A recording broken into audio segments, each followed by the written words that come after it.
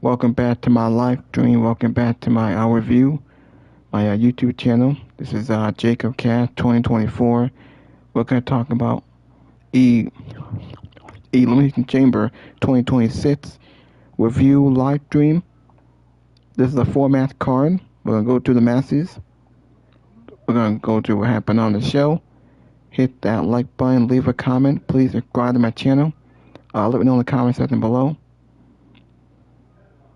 My video is sponsored by PlayStation. It's sponsored by my favorite podcasters and YouTubers and people in the IWC like JD from New York, Salamander, Fightful, Pro Wrestling.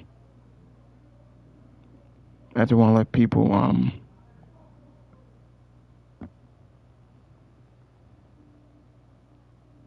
Alright, so after we go over here,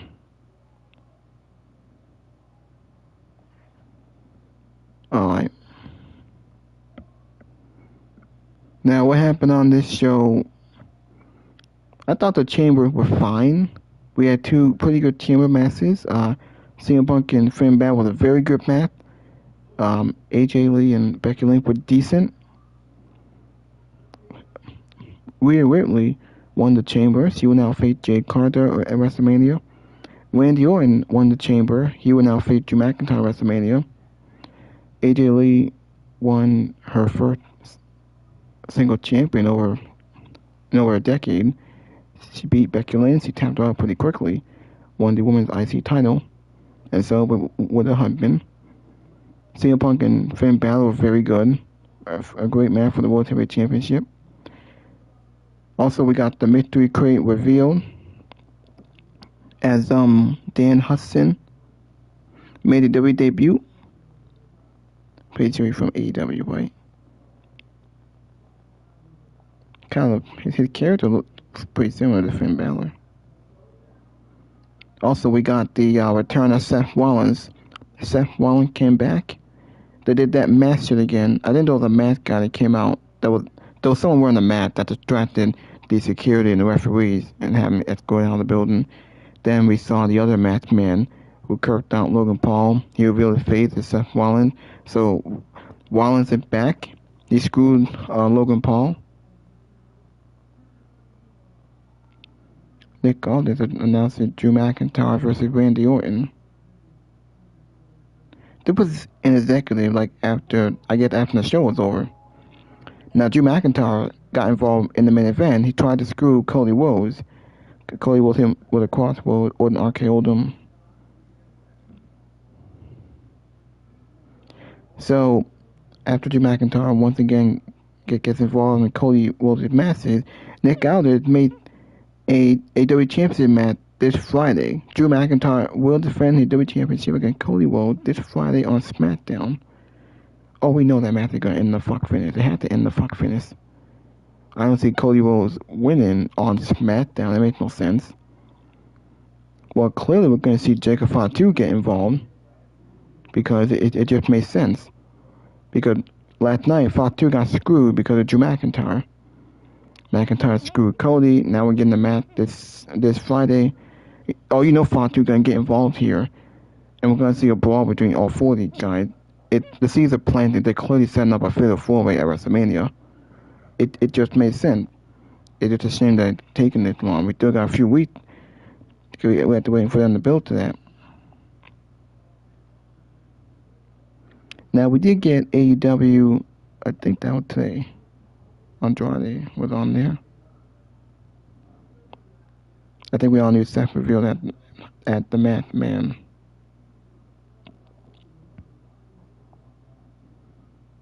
Alright, so alright.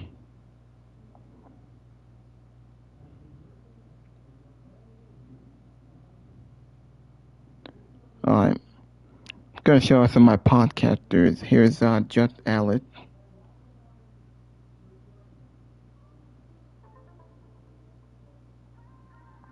Oh wait, hold on. You would imagine CM Punk chants or "This is awesome" or "Fight forever" or whatever it might be. she might even have, look like the upper echelon in that sort of department. Maybe not, now that I think about, like, how stacked this one is. After we still got the post show. Oh, God damn it. 2026 here. I'd certainly say this was the best she looked of the 3 matches we've seen her in since the comeback. I think Becky worked really, really well here with AJ. But, for AJ to go 15 and a half minutes here, it's... All right. I think overall it was... I agree with you.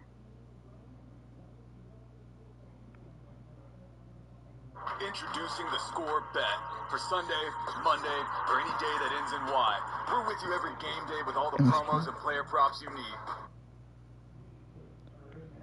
Closer between Alright. the 2 of them, and then Nick Aldis, the general manager. It's the post show. We're still in the press conference. Immediately, Friday Night SmackDown, that Drew McIntyre must defend that undisputed WWE Championship against Cody Rhodes. What's your reaction to that? I actually didn't hear that announcement. What the hell? I was running. And yeah, I'm going to be tired. Well, that's CM Punk. Point of... And yeah, I'm so worth it. He moved a little different, didn't he? He moved a little different. Now, the way how CM Punk and Finn Balor won their match, and how Finn Balor shook his hand after and raised his hand and showed him good sportsmanship, Finn Balor might go his own way, might lead the Judgment Day. Hopefully, they're setting that up. But it's great to see him back in the mix. Hey, another question I have is... I thought the men's chamber was pretty good with, I thought Logan Paul had a great performance. Love him or hate him, the guy good at what he does. I think he took out half the guys here. He eliminated LA Knight, Trick Williams, Javon Evans. He had some great moonsets that were great eliminations until Seth Rollins came out and screwed him over. And Cody Rhodes pinned him. And it came down to Cody Rhodes and Randy Orton, as we all predicted. Drew McIntyre got involved. You're speechless. And he tried to screw over Cody Rhodes. He got RKO'd and crossed Rhodes, and then Orton took advantage, RKO'd Cody Rhodes, and got the 1, 2, 3. Who we would potentially be getting into the ring with.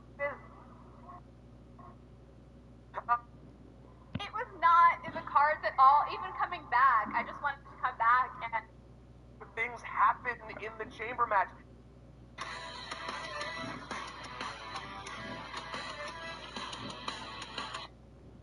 Alright.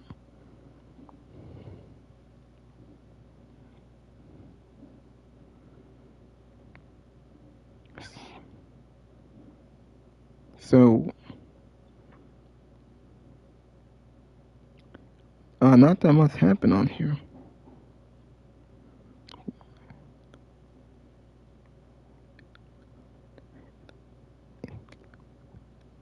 We do have the AAA show. I think comes on right now. I think at 11 or something.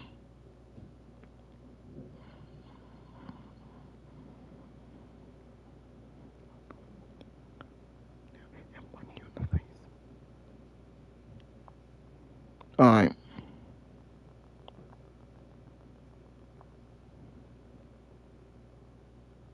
We got Solomon through here. They boo D. Hudson. And Rhea Ripley. They will be getting championship matches at WrestleMania. The only question is, who will the champion be? Especially on the WWE title side. By the time we get there. Let's talk about this main event first. Just to give an overview here. It's very striking to me. Now we can...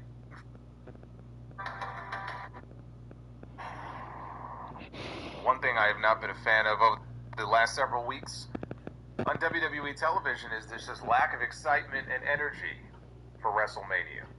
And you know something is wrong when the post-show angle on the post-show has more energy to it than pretty much anything we saw on the actual show tonight.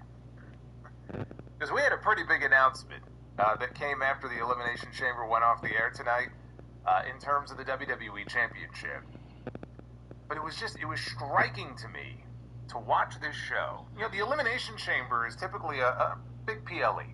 It's become a big PLE over the years. And it was very striking to me that they were in Chicago tonight. Chicago is a big wrestling city. I've said before that I think Chicago may be the best wrestling city in the world. Or at least in the country. And so I'm watching this show, and for large parts of the show, I thought it was very telling that I was watching and going, man, crowd doesn't seem terribly excited by what they're seeing here. I don't know that I remember a Chicago crowd, let alone for a big event like this, quite this quiet before. And this has been a pattern. I've been making note of it on a lot of the WWE shows over the last several weeks. I was not expecting it tonight for the Chamber, but when this show was over, two people had won the Chamber and punched their ticket to WrestleMania. Randy Orton and Rhea Ripley. They will be getting championship matches at WrestleMania. The only question is, who will the champion be?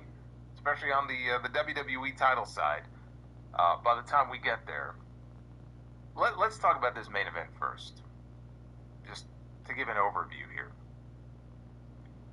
I like the fact that they actually had Randy Orton go over instead of Cody Rhodes. I had figured Cody Rhodes was going to win. When I saw Rhea Ripley win the Women's Chamber, I actually think Randy Orton winning is the right way and the better way to go. Because I do think if Cody and Rhea had both won those Chamber matches tonight, that would have been a bit too much for a lot of people to swallow.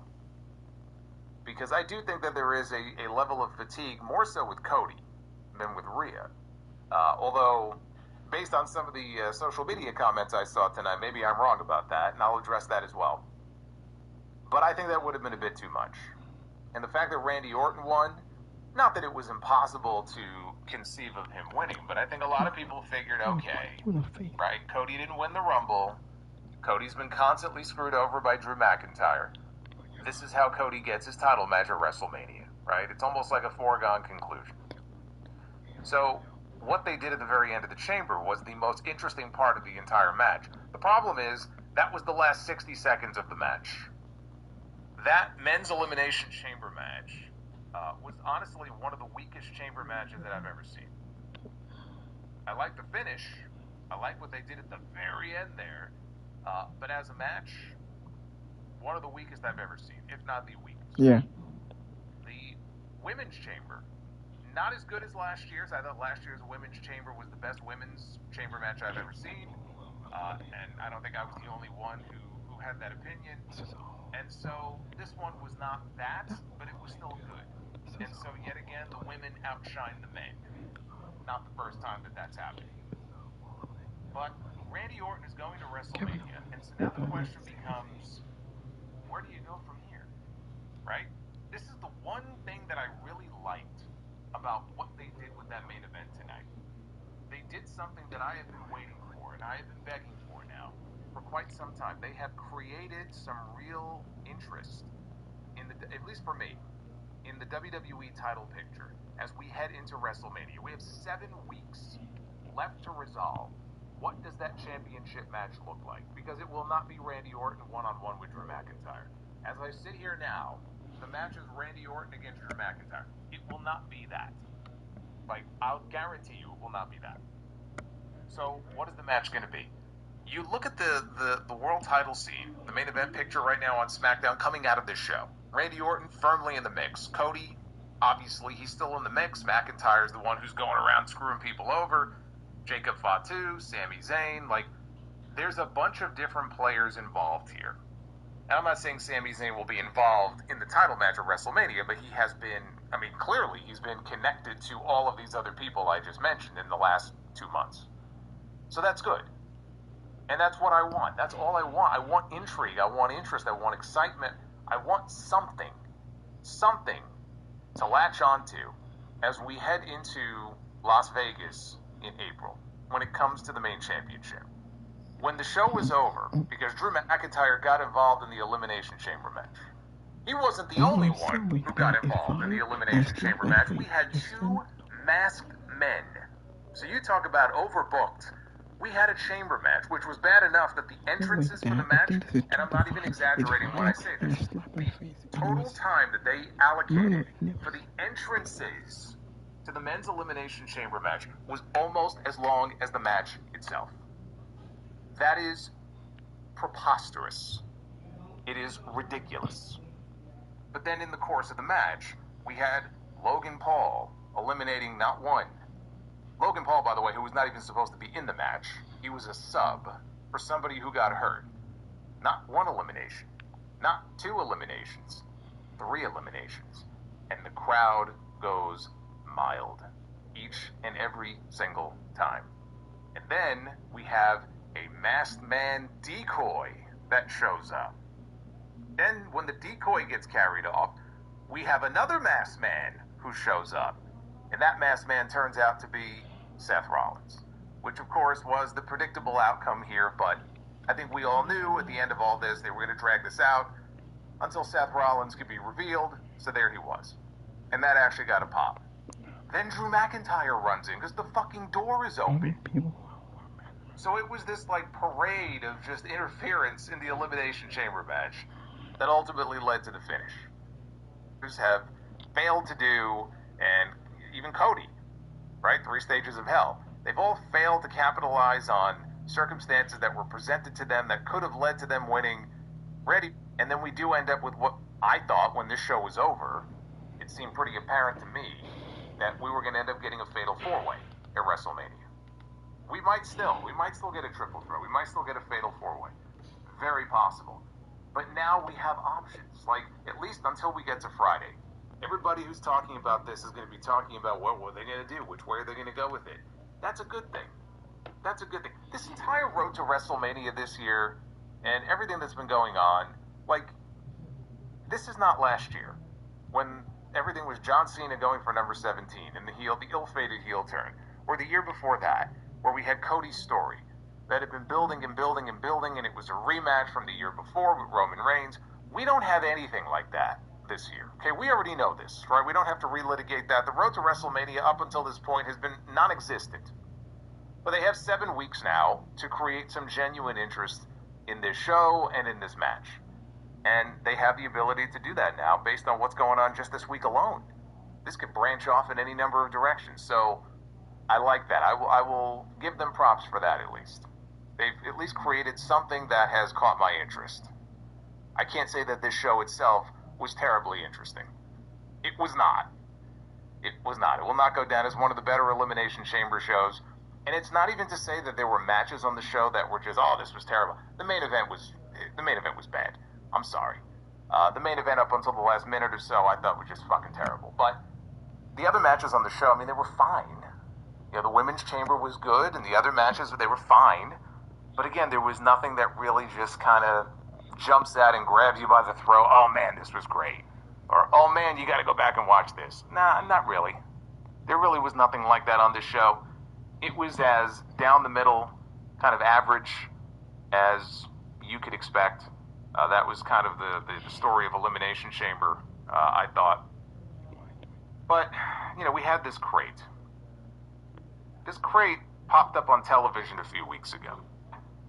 Do not open until you get to February 28th, which is the date of Elimination Chamber. So here we are, right? And at first, I, like a lot of other people, were thinking, oh man, is this the way they're going to bring Chris Jericho back? You know, to WWE, because Jericho supposedly was coming. Meanwhile, Jericho is still on the AEW roster page. One person is no longer on the AEW roster page. In fact, he was pulled from the page yesterday. And that person was Danhausen. Any real significance as far as like a main event superstar name? People were like, Bad Bunny, you might pop out. Like, are you out of your fucking mind? Like, it was pretty clear that nothing of any great, like, top-level importance was going to come out of this crate angle. So I just kind of saw it for what it was. And then Danhausen became, like, the name that most people would agree on. It's probably going to be Danhausen, and it was. Right? But I can understand if you were somebody in the building in Chicago tonight and you're not following that kind of shit the way you and I are, you're probably looking at this going, man, who's coming out of the crate? Like, who's coming back? Or, like, what's going on here? They're saving it for the Elimination Chamber, right? So it must be a big deal. I mean, look at what happened on the show last year. We got The Rock and Cody's Soul. Like, ooh, what do they have in store for us this year? And then you get a bunch of women with Danhausen face paint coming out and dancing. And then this fucking creepy guy in clown makeup comes out with a jar of teeth. Like, I can understand some people being disappointed by that. But I felt bad for him. Like, they booed Danhausen in Chicago. Who was the one who said, like, anything that comes out of a crate is instantly going to be over? Was it Bruce? It was probably... I wouldn't be surprised if this was Bruce's idea. We could just blame Bruce. Danhausen, if you know what Danhausen is it's a silly, just ridiculous comedy gimmick. Nothing more, nothing less. Nobody should have expected anything other than that. I don't know why you would expect it to be some great thing. Have you watched WWE television recently? Have they really given you a lot of reasons to expect the best out of them? The answer is no. So I wasn't surprised when I saw him pop out of the fucking crate. And you know what? I'm happy for the guy. Because this is a guy who tried to get an early release a long time ago from his AEW contract. And Tony Khan would not let him out of his contract. Because I guess Danhausen was so fucking important to AEW that we never saw him on TV. So he waited, and he waited, and he waited. And he finally got his release, right? His contract expired. He's a free man. And so now he gets to go and actually work. And what role is he going to end up in WWE? Exactly the role that you would expect. Nothing more, nothing less. But if there are people who are genuinely upset about this, I mean, WWE set themselves up for it. But this is the company that hatched an egg on the Survivor Series one year and had the gobbledygooker pop out of it. Like, this is what we're dealing with here. I do think after all of this, Nick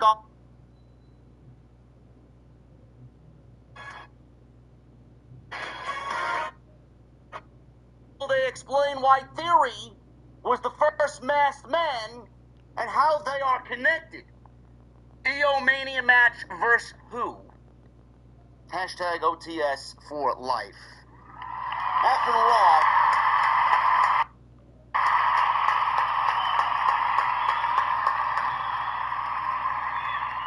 First of all, I want to thank you for the unbelievable generosity here, brother. Thank you very much. Great support always. I got a great community. Love to see a bomb starting the show. As far as your questions, those questions will all be answered tonight. I'm going to try my best to answer them all throughout the entire program tonight, so please bear with me. I will give you the answers that hopefully you are looking for.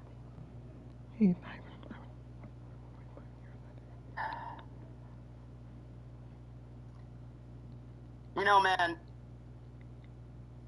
I know a lot of people are looking for a volatile, explosive, old, classic JD rant. Veins popping out of my neck, face beat red like an apple. You know, man, I'm tired.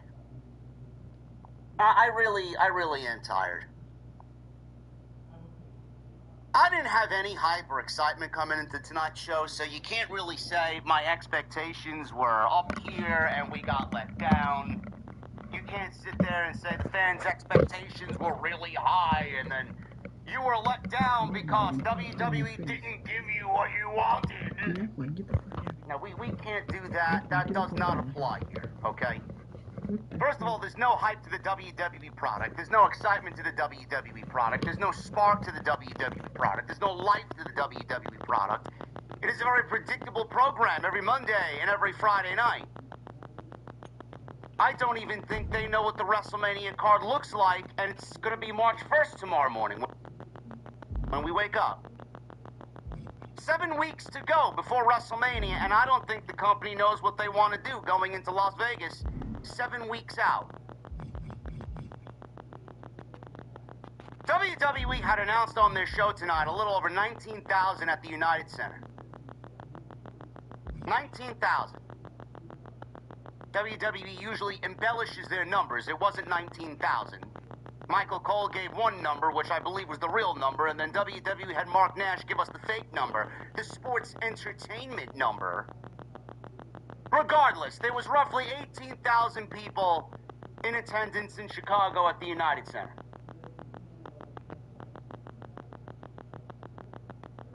Bro, if you can't get the Chicago faithful,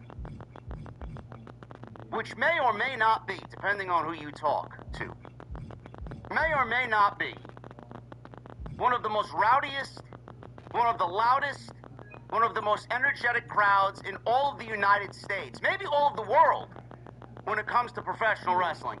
If you can't generate any excitement with these people for a show like this, headed towards the biggest wrestling show of the year, in Chicago, if you can't generate any excitement for these people, that silence should be absolutely blaring in WWE's face. Bro, I never heard 18,000 people this quiet in my entire life in the city of Chicago. Never. Never, never, never. It almost sounded like there was 1,800 people in attendance. The silence from Chicago tonight should speak volumes to WWE, its creative team, and most importantly, Triple H. The silence tonight indicates a few things. The product is fucking garbage. Number one. The creative is fucking terrible. Number two. And Triple H, number three, is not taking any risks. He's not generating any excitement. He's not taking the product to this new epic era that he loves to hype up. It's the same old shit disguised as WWE in a new era, and it's basically a take on what Vince McMahon did, but not as overly offensive.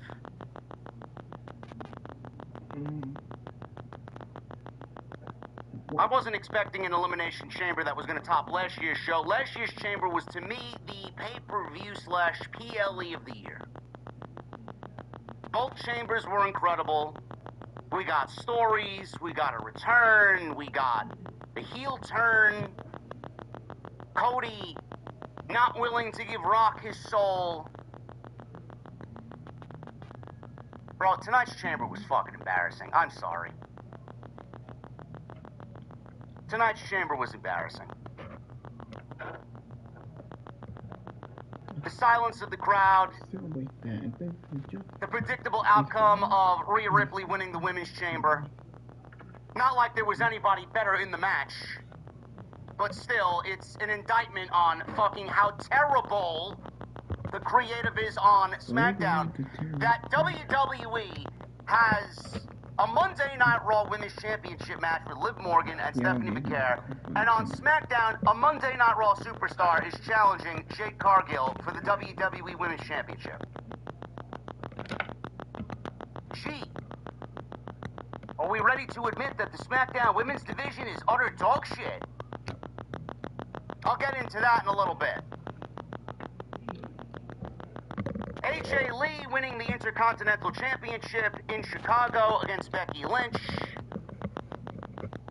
Danhausen being revealed as the mystery in the crate, only to get booed. And then WWE with the men's chamber. I'd have to go back and really just kind of involve myself in the other men's chambers that we've seen over the course of many, many, many chambers. This was maybe one of the worst men's chambers in recent memory. I mean, it all went downhill for me when I seen LA Knight botch that elbow drop.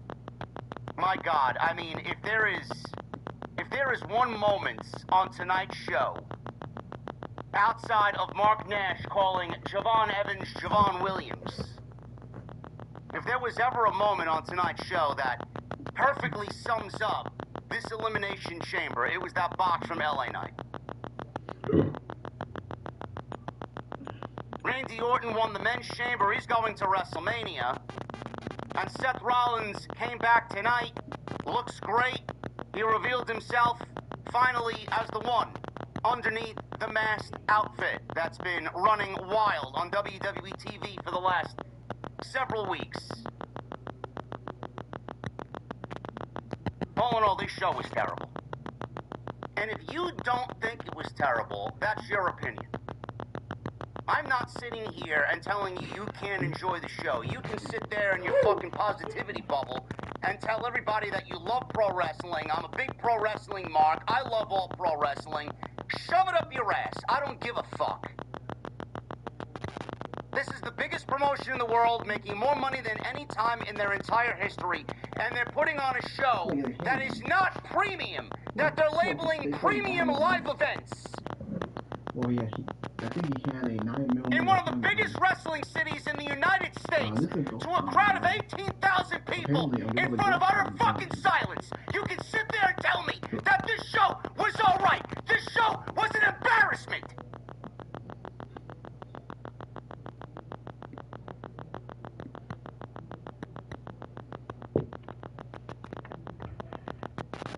Nothing happens on these shows. Nothing.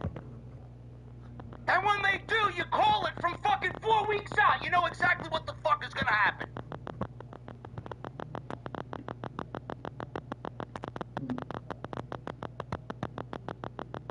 The Royal Rumble sucked. The television that we got after the Royal Rumble sucked. The Elimination Chamber was filled with 90% predictable Elimination Chamber qualifying matches. Finn Balor versus CM Punk. Nobody expects CM Punk to lose the WWE World Heavyweight Championship 7 weeks out before he's challenging Roman Reigns in the main event of WrestleMania. And then we get to Chicago, and you sell these tickets for whatever the fuck you were selling them for, and this is the show that you think people deserve after dropping the amount of money that they dropped on this fucking show? I don't know who's stupider. I don't know who is more unintelligent. The WWE not being able to book their own television show in a meaningful and exciting way, or the people who bought tickets to sit in this venue tonight, to sit on their fucking hands and not make a sound at all. And now back in 2013, that's when we had CM Punk. Wasn't that when CM Punk got a haircut? Randy Orton. I mean, we did get CM Punk in The Rock. Randy Orton's going to WrestleMania.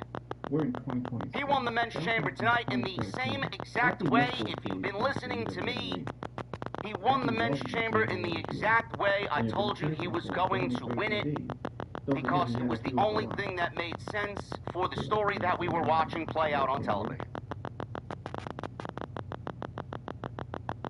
I am slightly intrigued with this. Cody Rhodes does not need to win the WWE Championship back. He doesn't. I don't know why anybody would want to give the WWE title back to Cody Rhodes. Cody Rhodes is going to be the face of the company with or without the WWE Championship. You put the WWE Championship on Cody Rhodes, it's actually going to do more harm than good for the audience. And yes, the audience is part of the IWC. Or the IWC, I should say, is a part of the audience.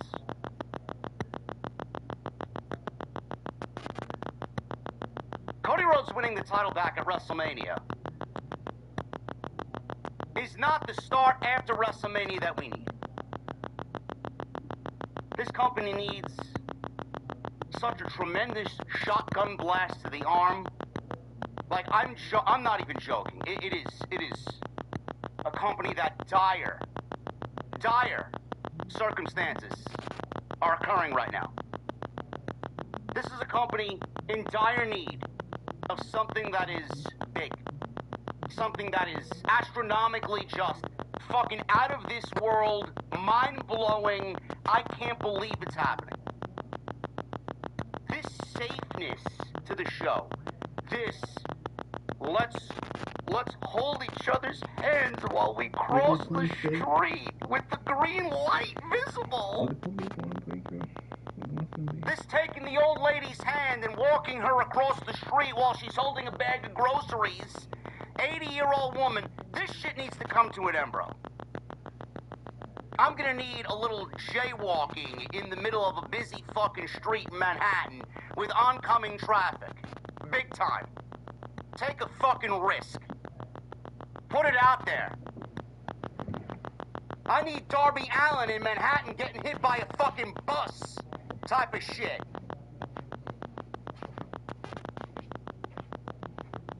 I don't know what that is or what that looks like. But something needs to happen. Let's backtrack to SmackDown a few weeks ago. Randy Orton lost to Aleister Black, thanks to Drew McIntyre. It was from that moment we all knew Randy Orton was going to be mixed into the WWE Championship situation. Because let's be honest, Aleister Black is a solid hand. Is he someone that, I don't want to say deserves, everybody deserves at least a WrestleMania moment or a WrestleMania match, but is that a big enough match? Aleister Black and Randy Orton for WrestleMania. Is Black creatively at a point in this current WWE run that you're gonna give a single shit about him and Randy Orton at WrestleMania? If you tell me yes, you're a fucking bold-faced liar. I don't believe you. Aleister Black is basically Karrion Kross, and Zelina Vega is Scarlett. That's what they've done. They've opted to let those two go, and instead of bringing them back, they've opted to save money by letting them walk, and they just gave their gimmick to Aleister Black and Zelina Vega. I don't know what's going on there, but apparently Black is summoning the voices in Randy Orton's head, and Randy Orton is doing things that Randy Orton used to do without a single fuck to give.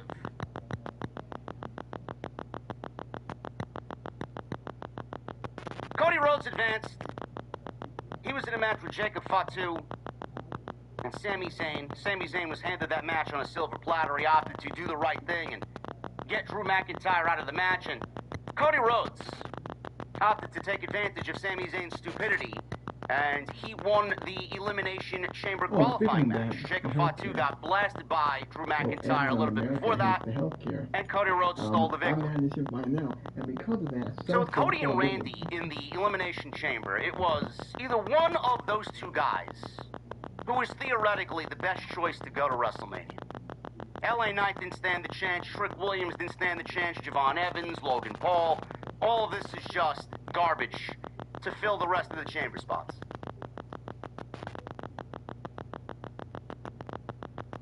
Cody Rhodes winning the WWE Championship back is the worst creative decision that WWE has on the table right now for WrestleMania. No matter what the match is, if it's Drew versus Cody, if it's a multi-man match with Cody, Drew, Randy, Fatu, Cody winning the WWE Championship back in any capacity is the wrong creative move. And I know they just booked Cody Rhodes versus Drew McIntyre this Friday on SmackDown because of Drew McIntyre infiltrating the chamber, which I expected he would. Cody Rhodes is not winning the WWE Championship back this close to WrestleMania. Only to do what? Go into Mania and then leave Mania as the champion? That don't make any sense to me. I've called this to a fucking T for weeks now. Randy Orton needed to win the Elimination Chamber. Absolutely. 100%, no doubt about it. Cody winning would have given this same feeling that we usually feel with every PLE. Predictable and safe. The fact that Randy Orton won was the best thing that WWE could have given us creatively. And the way he won it. Sure, Cody looks like a fucking idiot. But the way he won it is exactly the way I knew it was going to go down. Sammy tried to do the right thing. Randy was going to be put in the same situation as Sami Zayn, but Randy is not going to fall for that bullshit. If he saw an opening, he was going to take it. And if he saw an opening, he was going to win it. And that's exactly what he did. He did not hesitate to hit an RKO on Cody Rhodes, and that's exactly what happened. Randy Orton and Drew McIntyre is the confirmed right now main event for night one of WrestleMania. I laid that all out there in the weeks leading up to it. Randy needed to win. Now we go into Friday. It's a nice natural progression. Cody's not going to win the WWE title back. That would be ridiculous. That would be ridiculous. Unless WWE is genuinely thinking about a Randy Orton and Cody Rhodes one-on-one match for WrestleMania. And this is how we get it. And then we do Drew McIntyre versus Nick Aldis. This is way out there. I don't expect any of this to happen. I'm just thinking out loud, thinking theoretically. Randy and Cody would obviously be born from Cody winning the WWE title on Friday. Nick Aldis would get a WrestleMania match with Drew McIntyre. They've been beefing. They've been butting heads over the last several months. And the reason why McIntyre's defending the WWE title is because Nick Aldis is forcing him to after all of the actions that Drew McIntyre has gone out there and done. Consequences need to be had. And then from Friday night, we get Sammy and Jacob Fatu. Maybe they're going to wait on Fatu Cody. Maybe they're going to wait on Fatu Drew. I know Fatu wants to get his hands on Drew, but there's no better way to get his hands on Drew than costing Drew the WWE Championship. Is that the direction that they go? Fatu costs Drew the title on Friday. Title goes back to Cody. We get Cody and Randy on night one. Drew McIntyre versus Nick Aldis. Sami Zayn versus Jacob Fatu. Again, thinking out loud. Thinking out loud. I do not expect any of that to happen. What I do think is going to happen, I think we get Randy and Drew confirmed right now. Jacob Fatu gets involved because he can't help himself. Everybody can't help themselves. McIntyre couldn't help himself. He attacked Cody. He attacked Fatu week after week after week after week. Nick Aldis basically told Drew McIntyre, all right, continue to do what you do. Fuck around and find out. McIntyre's actions now have consequences. He tried so hard to keep Cody out of the main event. He tried so hard to keep Cody out of WrestleMania. He tried so hard to eliminate Jacob Fatu. All of this is eventually going to bite him in the ass. I believe Fatu will get involved. I don't think we get a championship title change on Friday. I think Fatu gets involved. And I do think after all of this, Nick Aldis is saying, you know what? I tried with this. You guys want to get at each other? Fine. Fatal four-way, Randy Orton, Cody Rhodes, Drew McIntyre, Jacob Fatu, fatal four-way for the WWE Championship. I'm not worried about booking Sami Zayn at WrestleMania. I know Sami Zayn's been involved. Sami Zayn doesn't need a WrestleMania spot this year. With WrestleMania being in Saudi, I'm expecting him to have a major play next year at WrestleMania. So don't even bother. Aleister Black, also, don't even bother. Fatal four-way, Orton, McIntyre, Rhodes, and Fatu. That's what I think we get coming out of Friday's SmackDown. That big thing that I talked about, that WWE needs, that astronomically fucking oh my god moment. I don't know where it comes from, I don't know what it is. But if I'm booking the show, it needs to happen at WrestleMania. And it needs to be that go off the air moment that I don't believe they did. And it gives you a reason to fucking get excited about going into night two, and then into Monday, and then into Friday. Now, if I had the pen, without hesitation, I'd turn Cody Rhodes heel. That's just me. I'd turn Cody heel. I think Cody going heel is a right move. I understand that there's nobody bigger than Cody as a babyface for the company. Who gives a shit? Who gives a shit? Company needs something. That would be the biggest risk of all. It would erase months of predictable television and months of the narrative of Triple H being safe. Turn Cody heel. Give Randy the WWE title, have Cody go heel, and go off the air with Cody Rhodes turning heel at WrestleMania. I don't expect them to do that because this is WWE. They'll probably end up doing the opposite. Which I don't mind the opposite in this case either. Cody Rhodes is not winning the WWE Championship on Friday, and I would not put the WWE title back on Cody Rhodes at WrestleMania. I'm having Randy Orton walk out of WrestleMania, whether it's a fatal four-way or a one-on-one match. I'm having Randy Orton win the WWE Championship at WrestleMania. And I'm having Randy Orton turn heel. I'm having Randy Orton turn heel. I'm having Cody chase all the way into SummerSlam, where you do Randy and Cody one-on-one with months of story and months of years of investment in both of these characters. From Legacy to 2026. From the days of DiBiase and Rose with Orton to 2026. Cody, the face of the company, and Randy Orton, even at his age, at this stage of his career, still as deadly and as venomous as he was 20 years ago. That's the narrative. That's what you got to do. And more than likely where we're headed, because Aleister Black is the guy, the catalyst, that's going to bring out all those voices in Randy Orton. He's going to show Randy Orton exactly who he really is. That's where they're going with this. Again, I've been spot on with all of this up until this point. If they don't do it, it'll be pretty similar. I'm having Randy Orton win the WWE Championship at WrestleMania. Again, that other option with Aldis and McIntyre, Fatu and Sammy, and then Cody and Randy for WrestleMania. Again, that's just me thinking out loud. That's like a plan C for Mania. But I do think that we end up with a fatal four-way.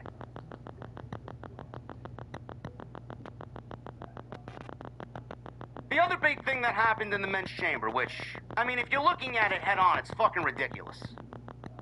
It's ridiculous. The cage door was left open, no referees were there, and then when they were standing there watching the cage door just remain open.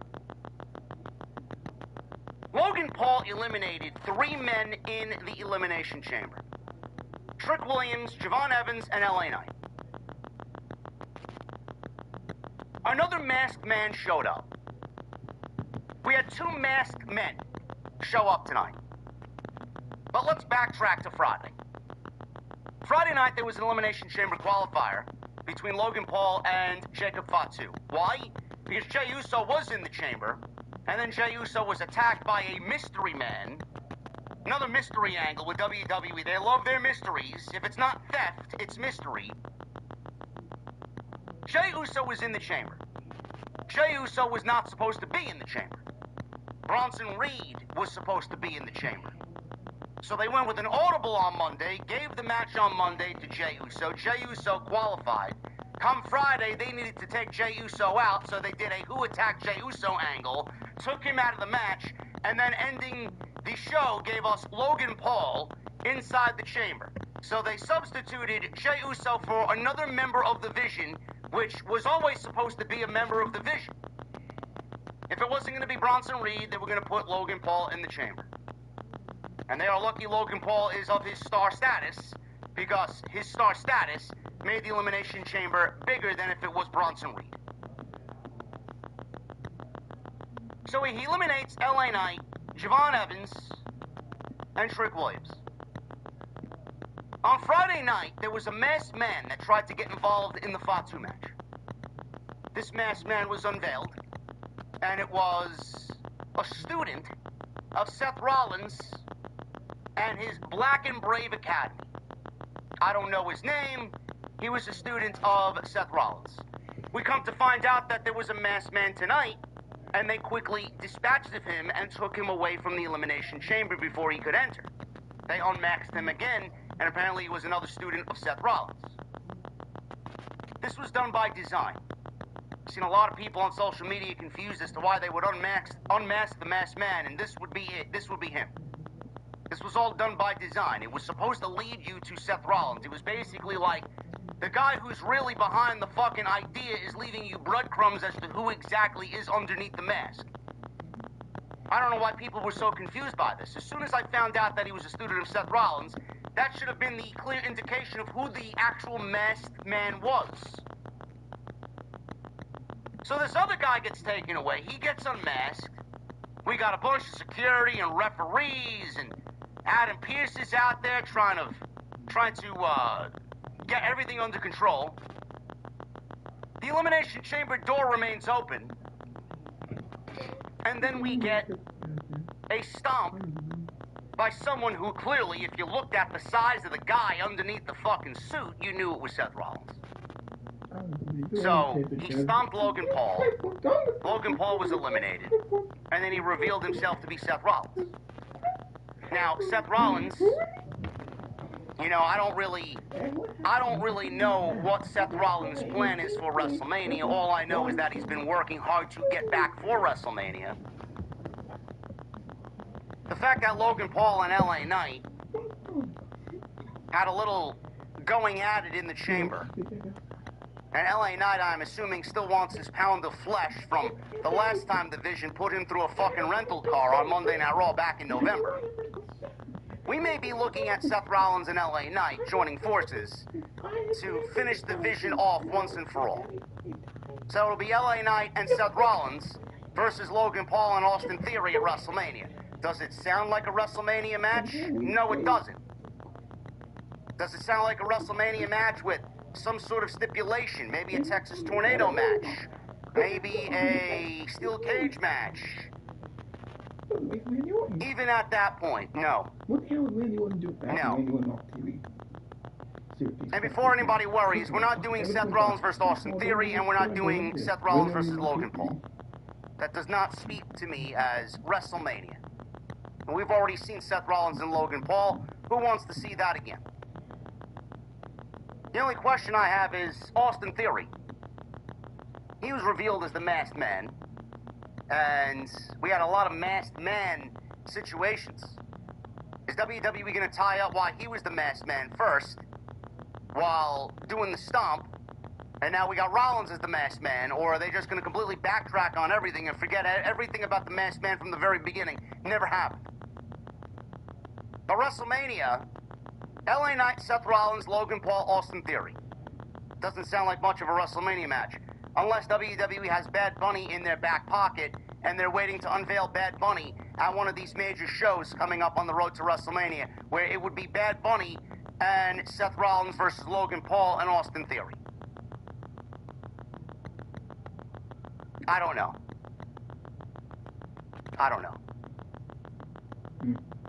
But WWE's got a lot of work cut out for them.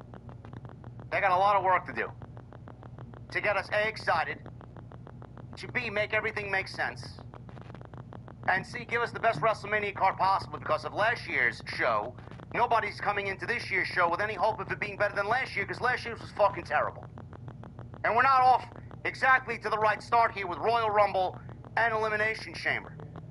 Somehow, some way, the road to WrestleMania this year is worse than last year's.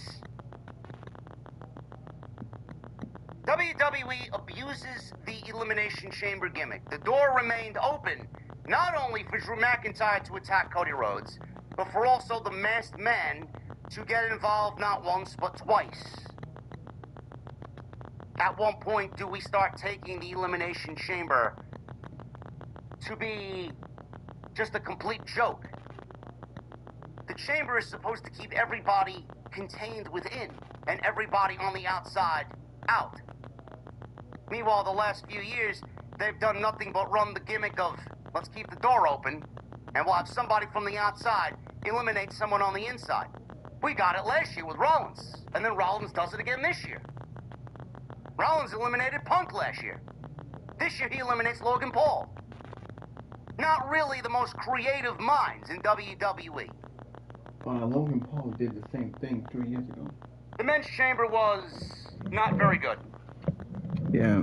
Up until the ending, it was not a very good men's chamber. I agree. The women's chamber, we'll talk about Rhea Ripley. A lot of people complaining online, well, this was the best match that WWE had at their disposal for Mania, JD. This is the one match that makes it WrestleMania worthy, JD. Great. I'm not amused. I would rather take story over something that gives me the big moment. We've seen enough big moments. It's time we start telling some stories. And Rhea Ripley isn't really the most unpredictable choice, and Rhea Ripley isn't really a choice that gives way to creating new stars either. There was one match that WWE could have done that would have made the WrestleMania card 1,000 times better than whatever the fuck they got planned now. AJ Lee won the Intercontinental Championship from Becky Lynch. Where are we going into Mania for that? Are we getting a rematch? Or is WWE going to go in a completely different direction? And Finn Balor versus CM Punk, nothing really newsworthy to note, but CM Punk retains the WWE World Heavyweight Championship in one of the least shocking things of the entire year. The Elimination Chamber is a thumbs down show. And how can I forget about Danhausen? Yeah. Who got booed out of the fucking building in Chicago. But it wasn't all bad. It wasn't all bad. He's already got new merchandise, which I'm assuming he's going to sell very well. And he showcased his jar of teeth, which I'm assuming is going to be a prop sold on WWE.com, because kids are going to go crazy over that shit for Halloween. We'll get into all of it. I got a lot more to say. This is your Elimination Chamber post-show right here on Off the Script. It is your Saturday, February 28, 2026. Tonight we are sponsored by Mars Men. 50% off and 3 free gifts when you go to mengotomars.com. I want to thank them for sponsoring the show tonight right here for the Elimination Chamber post on Off the Script. Follow me on social media at JD from LY206, Twitter, Instagram, TikTok, and Cameo. Hit that subscribe button down below. And make sure you turn on the bell for all notifications. If you guys are on the audio side of things, I would love if you leave a comment and a rating, man. We are kicking ass on the audio side of things. We are usually trending in the top 25, top 20 on iTunes and the pro wrestling charts on iTunes. So make sure you guys help us out. Continue to support over there. The shows immediately get uploaded to Spotify and iTunes as soon as I am done here for you guys in the morning. And you guys are showing the great support that the podcast needs, so I appreciate it. We got 875 likes.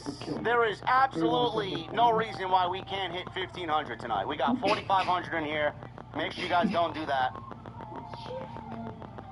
Super chats are open. Get them on in. We'll hang out at the end of the show. And if you missed any of the content on the channel, plenty of it. Make sure you go check out the Raw Post Show, Tuesday Night Titans with the Salamonster, the #1 podcast in the entire IWC, the best two-man show in the entire space. Wednesday night, we were live with the AEW Dynamite Post. Thursday, we uploaded a video on AJ Styles resigning with the WWE. Friday night, SmackDown, and tonight we're live for the Chamber. So go and check out all the great content. We rounded out February with a very busy week, so go and check all that stuff out. And this coming Friday, I will not be live for the WWE Championship match with Drew McIntyre and Cody Rhodes. I will be in Chicago, believe it or not. Logan Square Auditorium, House of Glory presents Turf Wars. I'll be on the call with the Salamonster. I'll be in Chicago, so hopefully I will see some of you guys out there. I will be there on Thursday morning, and I will be returning home on Saturday morning. So, if anything, we will go live on Saturday with the late SmackDown post show. So, I will be talking about what happens on SmackDown, but just simply a day later. So, make a mental note and make a calendar note. That's coming up in the following week.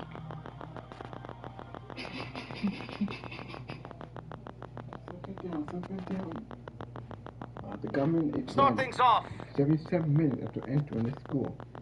At 18-year-old. Start things off with the Women's Elimination Chamber. I need to make something abundantly clear. The WWE, I get that they sell these expensive tickets and they try to create an experience. I get it. They want it to be as big as possible. As epic as possible. Chat, has it ever been this bad? when people make their way out to the chamber, that they have to go to each pod and taunt and gloat in front of everybody else in the pods. If you come out first, you're out there doing a long-winded entrance. You get in your pod. The next person comes out, they go over and do their thing. They go over and look at the other person in the pod, and they taunt and they gloat. Then they go back to their pod. So there's two people in the pod. Then the third person comes out. They do their shit, their entrance. They look at entrant number one. They look at entrant number two. And they taunt and gloat. Then they go to their pod. Then number four comes out. They do their thing. They look at entrant one. They look at entrant two. They look at entrant three. They taunt and gloat everybody in the pod. And then they go into their pod. What the fuck? What the fuck? Why? This used to be a structure that instilled fear in every competitor that stepped foot in the fucking chamber. Now they simply use it to aura farm. Bro, you want something to be taken seriously. You want something to be on a grand scale. You want something to be the middle of the road to WrestleMania with the utmost implications for how WrestleMania is going to shape. And that's what you do? They had to take it far away. Well, am I fucking kidding me? Am I losing my mind? Should I be upset at that or not? The men's match was fucking ridiculous! Bro, the entrances took, I swear to God I timed it, bro, 17 minutes. 17 minutes! From entrant one until the bell rang, and all 6 guys were in the chamber. Bro, the entrances went half as long as the actual match. You gotta be fucking kidding me. Holy shit! If there was ever a situation in pro wrestling where we needed to get to the fucking point, one company does too much and the other company does too little. I don't believe what I was watching. Oh, but JD complains about everything, man. I'm sorry, I don't want to see 16 minutes of fucking ring entrances. Let's get to the fucking chamber. Who goes to WrestleMania? That's all I give a shit about. Who and how? And why? He shot his mother. He shot his grandmother. He stole her car. And he crashed the neighbor's.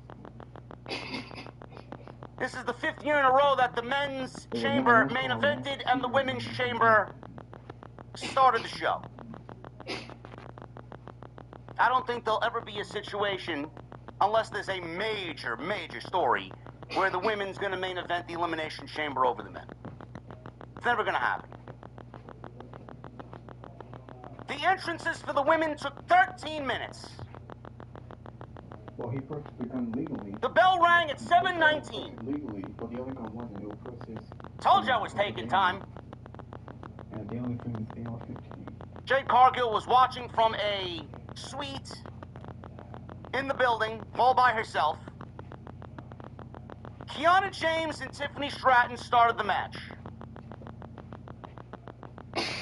Stratton tried for a handspring elbow into James as she leaned against the pod. James moved. Stratton fell awkwardly into the pod. Why we stopped the kid in the first place? Stratton went toward the pod at an angle that didn't allow her to hit flush with the plexiglass. She bounced into Raquel Rodriguez's pod. And Raquel laughed at Tiffany Stratton for basically, I don't know if this was a botch, or if she just mistimed it and fell improperly. Raquel was in her pod laughing. Out comes Asuka next, and she went right at both women. She came in, was a house on fire. She beat up both women. She beat up Kiana and Tiffany. Double missile drop kick. Alexa Bliss came in next, and she took out Asuka and Kiana before having a face-off with Tiffany Stratton, because, you know, they're both blonde. And they needed to have a face-off. Stratton gave her a rolling senton, went for the prettiest moonsault ever. Bliss knocked her off the ropes and crotched her on the top rope. Basically the same thing that Kyrie did on Friday night when she wrestled Kyrie Sane. Bliss had the exchange here with Asuka until Kiana knocked them both down and slingshotted Stratton into the pod. So she went right into a pod and right through the glass. I feel like WWE does that spot way too often too.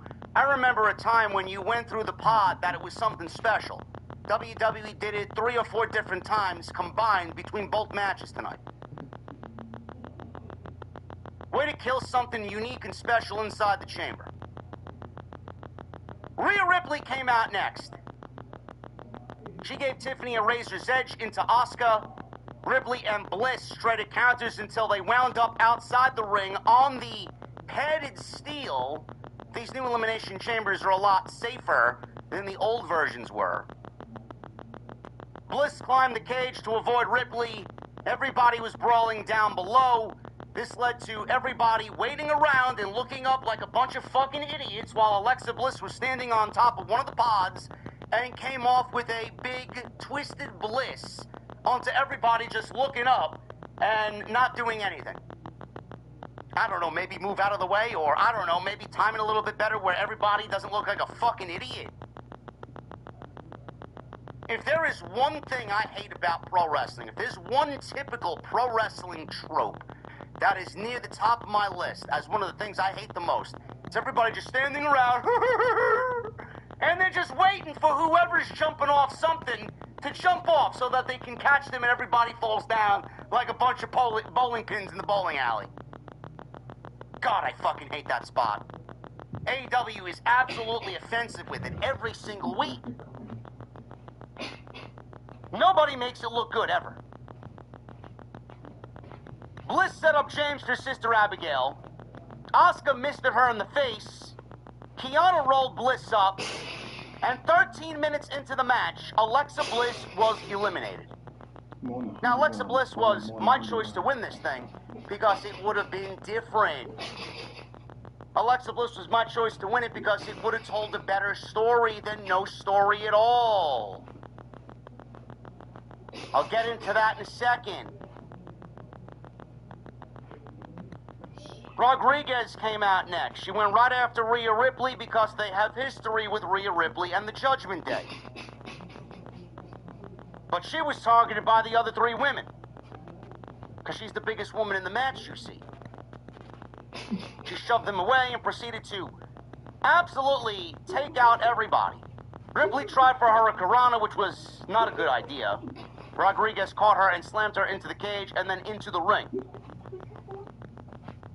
Rodriguez, you could tell that they wanted to make Raquel Rodriguez look dominant and make Raquel Rodriguez look strong. She gave Kiana James a running power slam through the pod. Michael Cole shouted out the British Bulldog and said the British Bulldog would be proud. So not only do we have Tiffany Stratton go through the pod, we had this situation where another one went through the pod. Kiana James went through the pod.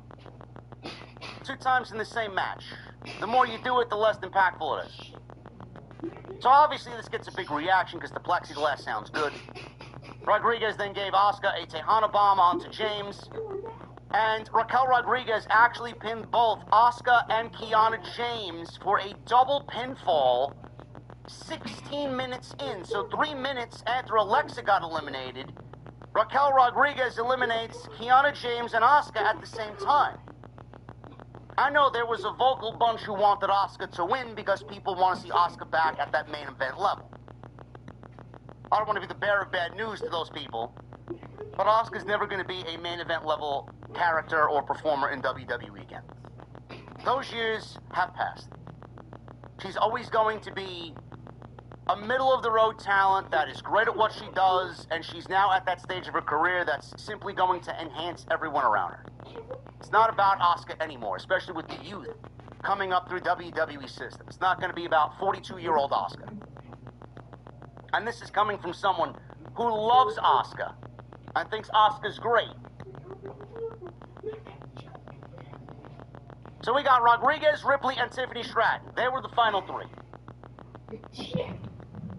Rodriguez was still dominant and still in control. She had Tiffany Stratton set her up for something off the top rope. Ripley found herself atop one of the pods. She was standing up there, and she shows her spot perfectly here. She flew off of it and nailed Raquel with a cannonball and took Raquel Rodriguez down by jumping off the top of the pod. Tiffany Stratton quickly followed up because she was already in the corner on the top rope. She followed up with a prettiest moonsault ever on Raquel Rodriguez, and she eliminated Raquel Rodriguez 20 minutes in. So we are down to Tiffany Stratton and Rhea Ripley. There's a lot of hatred toward the healthcare. I'm managing myself. Shout out to Raquel Rodriguez. I know it wasn't the smoothest effort in there, and she botched here and botched there. But honestly, if there was an MVP, in my opinion, it was Raquel Rodriguez. If it was second, I'd go Tiffany Stratton, because not only did she start this thing, she bumped around for everybody, she sold, she ended up a little bloodied. So Tiffany had a very good chamber, and Raquel Rodriguez had a dominant chamber. Yeah, I agree. She got a few eliminations here. So, take your pick. Liv Morgan was last year's MVP. I'm trending in the direction of giving Raquel Rodriguez the MVP for this year's Women's Chamber. And again, she's in the Judgment Day. She's come a long way. When she first got to the Judgment Day, a lot of us wondered if it was going to work out. She settled into a very nice spot and a very nice role in the Judgment Day.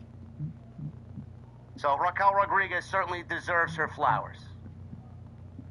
Kiana James had a very good Elimination Chamber as well. She started the thing with Tiffany. I'm a big Kiana James guy. I think Kiana's going to be great. She's got the makeup of someone that's going to be a big star. She moves very well.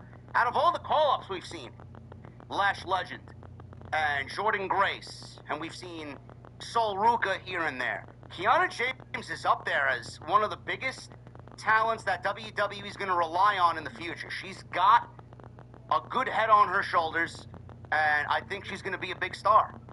Crowd needs to get invested. She came out, she had nothing but fucking crickets.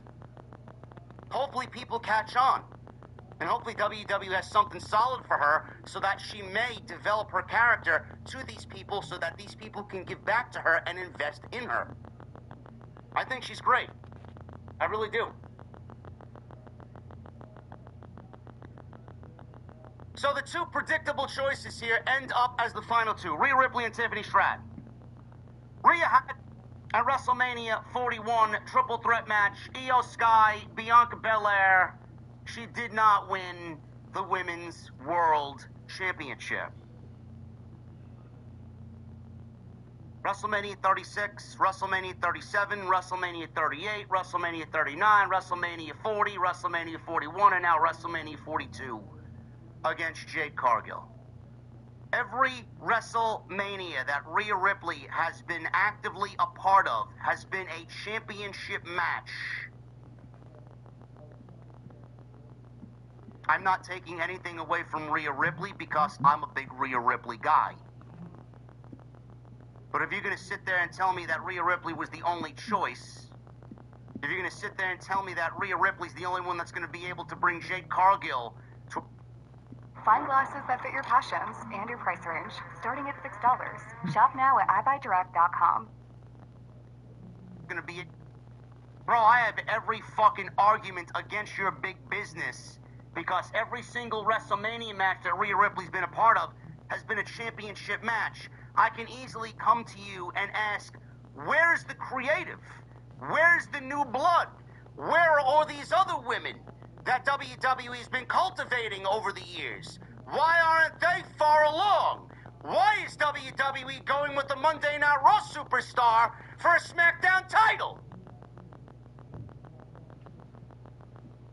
Nobody's questioning how fucking demoralizing and how putrid the SmackDown Women's division is.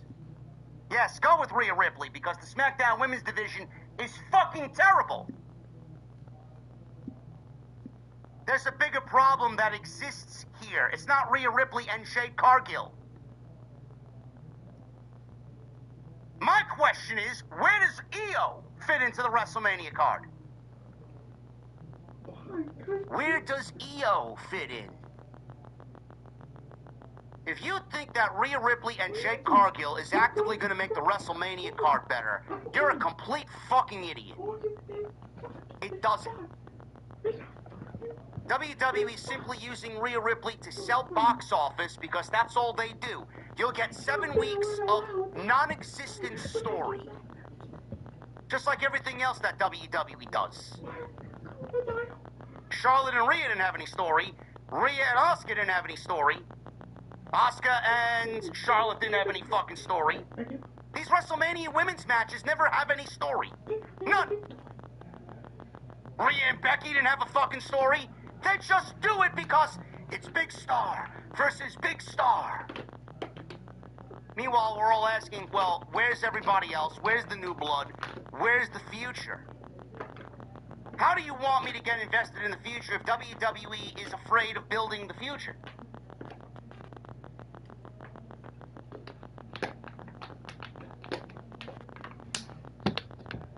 So we get Rhea and Jade.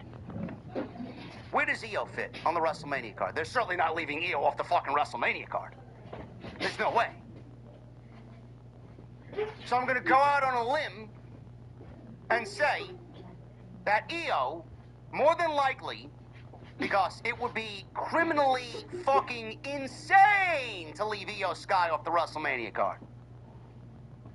I'm assuming we're going to do Io versus Julia for the United States Championship. That's what WWE more than likely is going to do. No, we're not getting Jade versus Rhea versus Io. Why would we do that? That's going to be a much more inferior version of what we got last year. Why are we running the same shit back year over year? Jade is not Bianca, and the match is never going to measure up to what we did last year, so why would you soil what they did last year by putting Jade in there with Rhea and Io? If that's the point, why didn't you just give me Rhea versus Io? Why didn't we just do that? And have someone else win the chamber and give them Jade Cargill? See, what I would have done is, believe it or not, before I even predicted Alexa Bliss, I thought that we get Alexa and Jade, and then somehow Charlotte gets involved, and we make that a triple threat match. That did not happen. What I would have done from the get-go, and believe it or not, I mean this wholeheartedly, I haven't been abducted like Jim Carrey, okay? I would have had Charlotte win her qualifying match. I would have had Charlotte win the Elimination Chamber, and I would have had Charlotte versus Jade at WrestleMania. At least it would have been different than having Rhea Ripley and Jade Cargill in there, based off the fact that Charlotte has actually progressed as a babyface, and Charlotte versus Jade has been teased more than Jade and Rhea has. Meanwhile, you drop the tag team titles from Rhea and Io, you put them on Lash Legend and Nia Jax, and then you do Rhea versus Io, and the story in the match sells itself. They got nowhere to go. They're down on their luck. How do we get to WrestleMania? We're going to do everything together. We've been on this journey together. You're my best friend. We won the tag team titles together. We're going into WrestleMania together. And the cherry on top of the cake is Rhea Ripley's never defeated Io Sky one-on-one. There is absolutely nobody listening to me that thinks Jade Cargill and Rhea Ripley belongs on the WrestleMania card outside of Charlotte, Jade, and then doing Rhea and Io. You want to make WrestleMania the biggest show of the entire year? That's the way you should have did it. And I'm not angry because I didn't get my way. I'm angry because it's right there and WWE didn't take advantage of it. And that is the biggest way to make WrestleMania bigger. Rhea and Io. And no, you didn't have to turn either one of them heel. It would be two baby faces going out there and have a 25-minute match and fucking tearing the house down. Tell me when I'm telling any lies. Tell me when I'm telling any fucking lies. Hey, Baldy. Why you Baldy? I'm not. Hey, Baldy. Hey, Blackie. Yo, Blackie. Hey, Blackie, why you Then you talking? could have told the Charlotte and Baldy, Alexa why you story, going? and Alexa Hey, turning Baldy. heel on Charlotte. Jade would retain. We get Charlotte and Alexa going into Backlash, and then we wait for Bianca Belair to hopefully get back so we can do Bianca and Jade. Bianca beats Jade, Bianca's the champion, and then we do Rhea Ripley and Bianca Belair at WrestleMania. That is the biggest WrestleMania match that WWE currently can do at WrestleMania. Bianca and Rhea. That's it. Oh, no, Oh, Zero fucking lies told. So for all the people telling me, oh, this is the only woman that's going to be able to bring Jade Cargill to a WrestleMania-worthy match, yeah, they fucked it up. Rhea didn't need to win. Rhea was a safe choice. As soon as Rhea lost the tag team championships last night, we all had a feeling that Rhea Ripley was going to win the Elimination Chamber. Because they weren't going with Tiffany Stratton. I don't really give a shit if Tiffany Stratton's not on the WrestleMania card. She's factored into nothing. Nobody wanted to see Tiffany versus Jade again. It wasn't good the first 2 times we did it, and it's not going to be any different for a third. Charlotte, Jade, Rhea, Io, Stephanie, Liv, and then whatever the tag team title match is going to be, which should be a conglomeration of other teams. We'll probably get Charlotte and Alexa, we'll get the Bellas, we'll get Lash Legend and Nia Jax, and then Bayley and Lyra. Or the Kabuki Warriors. I don't know. I could see Charlotte versus Alexa at WrestleMania too.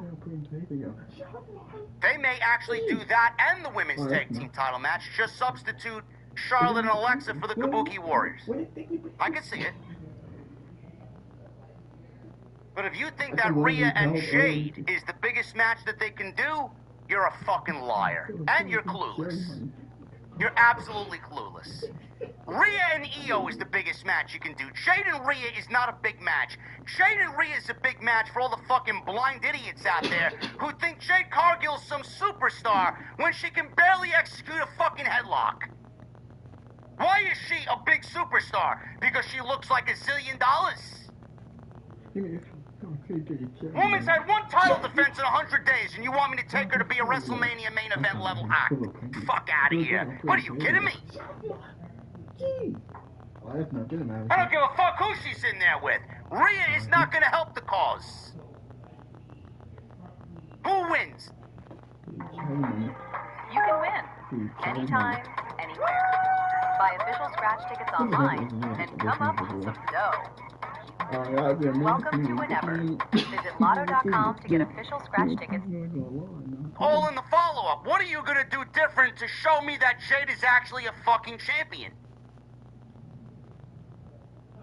You can't have her beat Rhea and then go on a fucking string of title-less defenses. I don't understand it. You can't do that.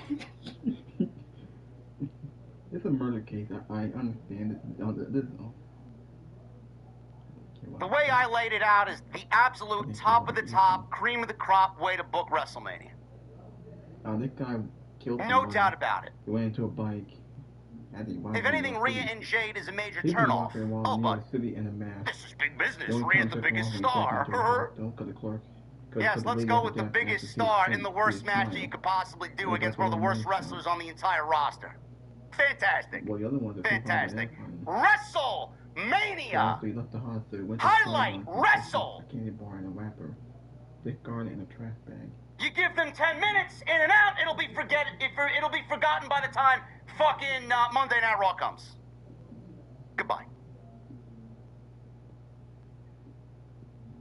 Was Jade this bad in AEW? Yes. Yes, she was. Literally nothing has changed outside of the WWE production. We do have people. Well, we didn't know who the guy was. Until he was arrested, we didn't know who the guy. Well, he had a fake ID. Until he was arrested, we didn't know who the guy was. Thank God, man, the public finally spoke up. See something, say something. Becky Lynch. She went one-on-one with AJ Lee. AJ Lee has RDA gonna work to put a grand jury. showed up back in WWE television. She made a couple of TV appearances going into WrestlePalooza. And she has been involved with Becky Lynch since September and the debut on ESPN. So, we got AJ Lee, couple of television appearances alongside husband CM Punk, building to that mixed tag team match with Becky Lynch and Seth Rollins, which was decent. I'm not going to sit here and tell you it was like the best thing ever. It was decent. It was all a sell job for the first ESPN show. We didn't see Becky Lynch coming out of that until the build for War Games. Wait, they'll face his life in prison, at least for a second degree murder. The last time we got Becky Lynch and AJ Lee coming out of WrestlePalooza was War Games when AJ Lee was team captain for her team against Becky Lynch and her team. AJ made Becky Lynch tap out at WrestlePalooza. AJ Lee made Becky Lynch tap out at War Games. Survivor Series. AJ Lee was not in the Royal Rumble. We get AJ Lee back on television after 4 or 5 appearances as a part-timer. And we get this Intercontinental Championship match based off of AJ Lee making Becky Lynch tap out twice. Coincidentally, this show was in Chicago. AJ Lee's husband is synonymous with Chicago, CM Punk. So my immediate thought was, AJ Lee is going to win the Intercontinental Championship in Chicago because it's going to be a moment for Paul Levesque. Triple H loves his moments. AJ Lee hasn't wrestled in over 10 years in a one-on-one situation. So she was heavily going to be under the microscope tonight. The build for this match was weak. The build for this match was very bizarre. The promo segments between Becky Lynch and AJ Lee were not good whatsoever. At all. At all. I can confidently say that this was not bad. It wasn't great, but it wasn't bad. And within the last 5 minutes, when things started to pick up, when Jessica Carr, who is the official for this match, got involved, and we got shenanigans with Jessica Carr and Becky Lynch, things really picked up. The crowd started to get a little bit more invested. The crowd started to get a little bit more energetic. And I thought this ended up exactly the way I thought it should end up. But now it's all in the follow-up. What is WWE going to do now with the result of this match? So we got this Intercontinental Championship match. AJ Lee, she kind of rolled to the outside playing. She wrestled at WrestlePalooza. She wrestled at the Survivor Series. She wrestled here at the Elimination Chamber. She had 3 PLE appearances since September. How much do you expect her to actually wrestle? She's not even on a Roman Reigns schedule. She's less than that. She's back full-time, but she is very much part-time. If AJ Lee won the title at WrestleMania, I don't really see AJ Lee showing back up until we go to SummerSlam. She's only going to be used in these big event situations. WrestleMania, SummerSlam, here at the Chamber in Chicago in front of 18,000 people. That's it. We don't need any more part-time champions. We don't need Becky Lynch as the Intercontinental Champion anymore. We don't. She's done enough with that championship. She's taken the championship and made it more important than the title that Stephanie Becerra is currently holding right now. So where do we go now? I know that WWE's been teasing this Becky Lynch and Jessica Carr situation for a little bit now. I think WWE is going to run the rematch back and give Becky the title back in WrestleMania in Vegas. What good would that do? Why do we need to continue to add to Becky Lynch's Intercontinental title reign? I don't know. Honestly, Becky Lynch should be in the main event scene challenging for the bigger championship, but she's here fucking around with the Intercontinental title. She's done everything she can with that title. It's time to let others take that title and do what they need to do with it. I think WWE is going to give us a rematch between AJ Lee and Becky Lynch. What I would love to see them do, and this is where they need to take the risk, I think Becky Lynch, if I was in charge, I'd do Becky Lynch and referee Jessica Carr in a one-on-one match. Jessica Carr is a pro wrestler turned referee. If WWE wants a storyline, they got one right there. It's been happening every time Becky's been in a ring with her. There's some nefarious garbage. There's some shenanigans. Becky Lynch feels cheated. And the Becky fact Lynch that feels slighted. the fact that Calls jury her said not corrupt. guilty. What does a slap in the face to us? Becky How do you Lynch not versus get Jessica jumped in Carr. jury? Played up as something really big. What does AJ Lee She do? gave him a slap in the face. It's been talked about in and out of WWE for as long as we know. AJ Lee versus Roxanne Perez for the WWE Intercontinental Championship. That's what I would do. I don't think WWE is going to go and do that because it's not box office.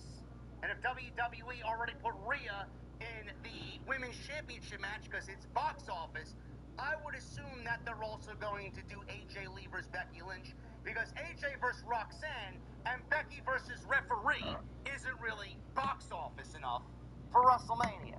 But story and story.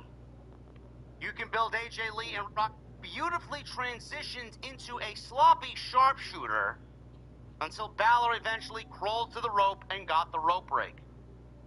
Punk repeatedly booted Balor in the face, hoisted him up to his feet, hits the GTS, and got the 1, 2, 3. So after the match was over, I expected the Judgment Day to come on out.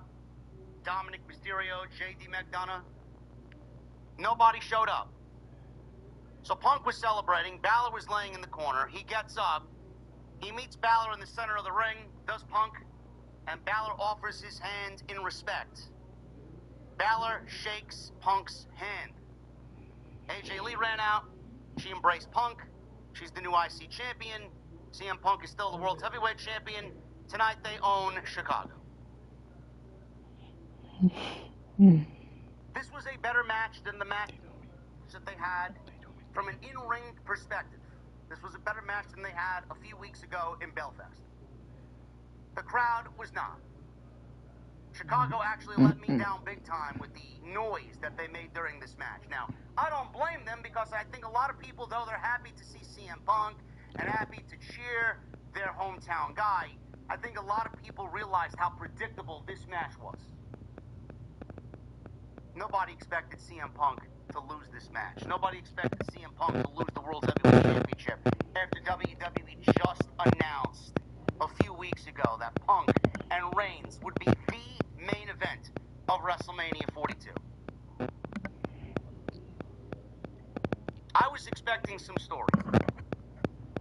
The only story that we got was WWE giving Balor that spot in the match where he looked up the aisleway to see if the Judgment Day was out there, and they were not.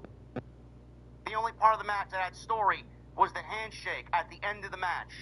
Those two instances, those will be the situations that ultimately get Balor booted out of the Judgment Day. He failed. He made them look good. He made a promise to them that he was going to win the World Championship. He comes back empty-handed. He told them he needs to do it on his own, and he failed the group. Meanwhile, Liv Morgan's going to go and win the World Heavyweight Championship from Stephanie Becerra, and she's going to bring championship gold back into the Judgment Day. She's going to reassert herself as the leader of the Judgment Day, and Balor, the first order of business, is to kick Balor out of the Judgment Day. Now, I don't know what they do with Balor at WrestleMania.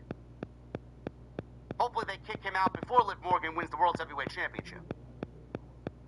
I think Finn Balor versus Dominic Mysterio needs to be the WrestleMania match for the Intercontinental title. Either that or they do a multi-man match for the Intercontinental Championship. But how many multi-man matches can we discuss taking place at WrestleMania? Balor versus Dominic has been building for months. It's time we get the ball rolling on that and have Balor go solo, have Balor do his old gimmick, bring back the Demon, and have him win the Intercontinental title, because that title ain't doing shit on Dominic Mysterio. So hopefully this fast tracks going into Raw and over the next 7 weeks. They're going to have to do something. They're going to have to tell some sort of story. The story is getting Balor out of the Judgment Day, booting him out of the Judgment Day, and having Dominic be the one to do it. Because Liv wanted him to. And then we get Balor versus Dominic at WrestleMania.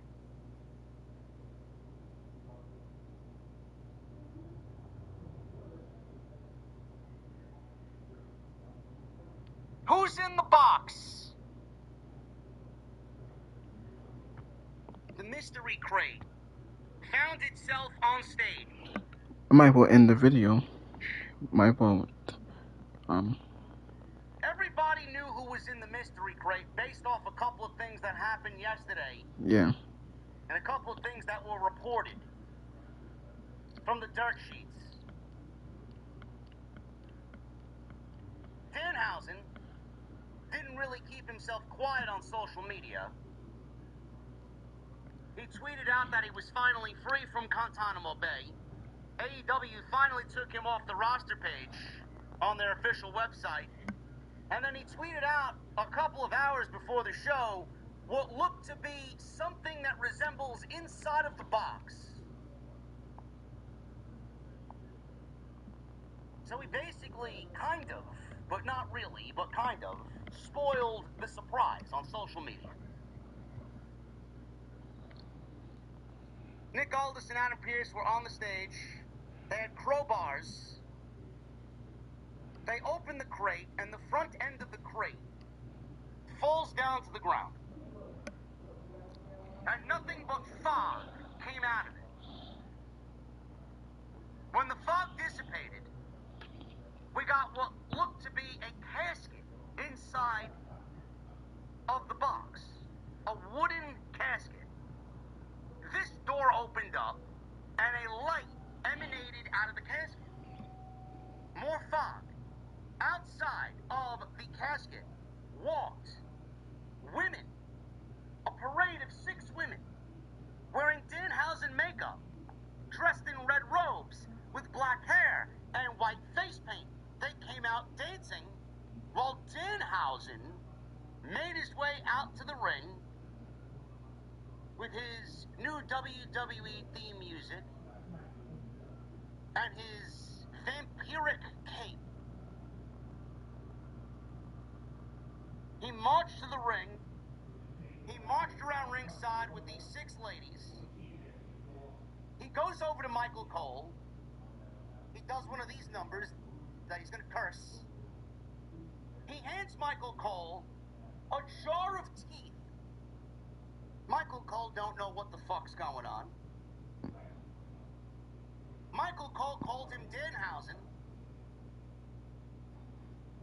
We had a sign in the crowd that said, very nice, very evil, so I'm assuming some of the people in attendance knew Danhausen was coming. He got into the ring. The lights...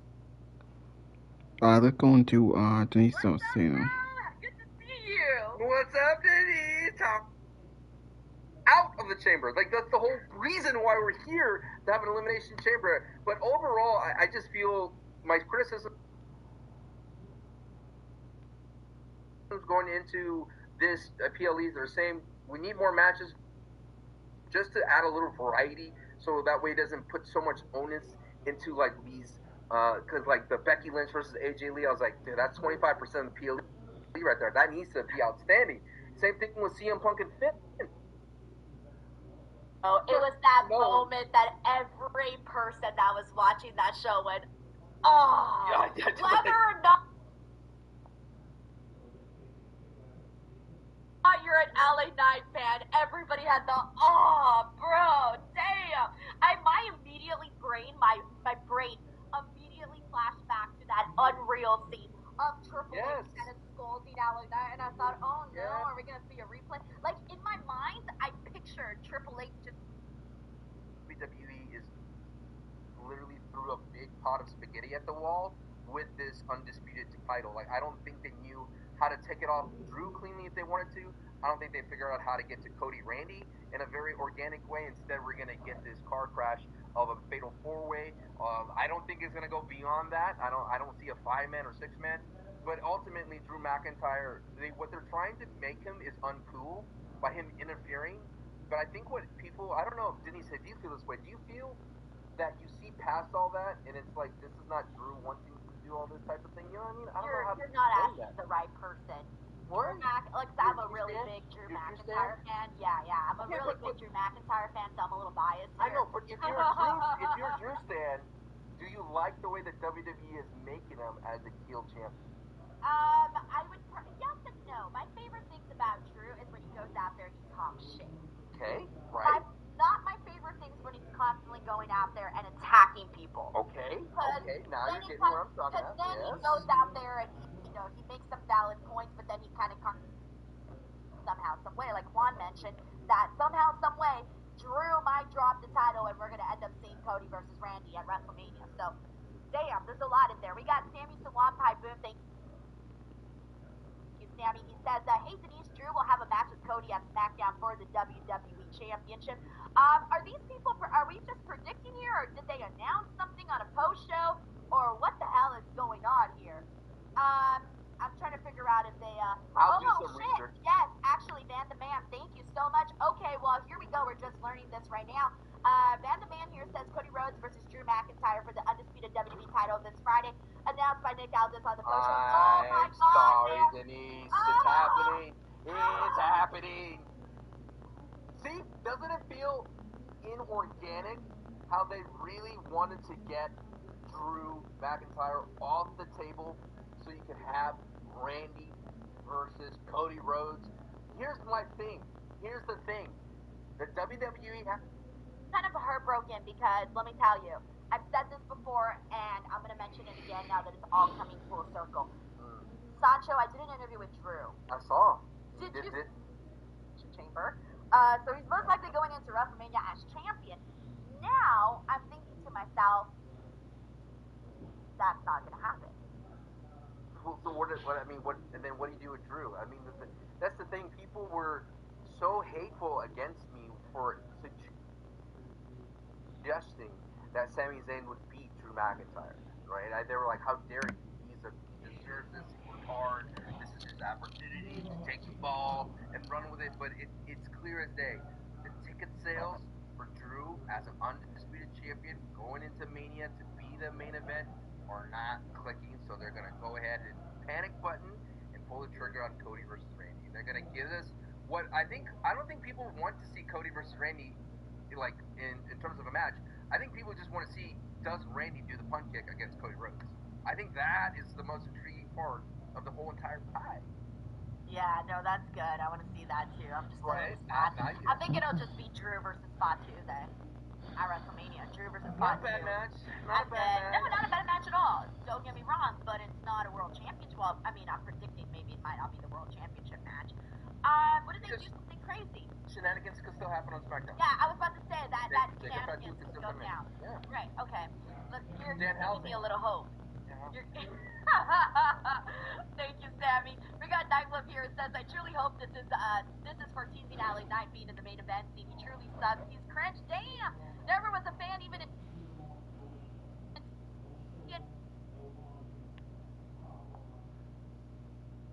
I hated that, man. I got so mad. And I get why they chose these people. I get it. But I did not like it. Especially because 2 out of those 3 names are people that I'm really, really excited about, that I'm really gung-ho about, and what their success is going to look like. I hope Javon's okay. He took that pole rather pretty nasty. Landed right on his head. But you have to look at it. It's interesting how if it would have been Braun No, definitely not. Punk break night 2. What do you think, Sancho? Absolutely. It's kind of like CM Punk's dream. Yeah, he main evented night 1, but he ultimately won night 2. Okay, hot. This is for everybody.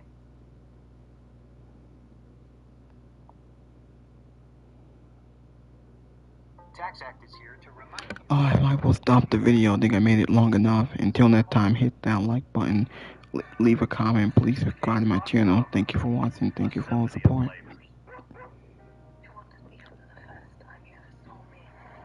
Until that time, I'll see y'all later. I think I made the video long enough. We got 18 minutes of ring introductions here from... Who came out first? Yeah, I'm gonna stop the video. I'll see y'all later.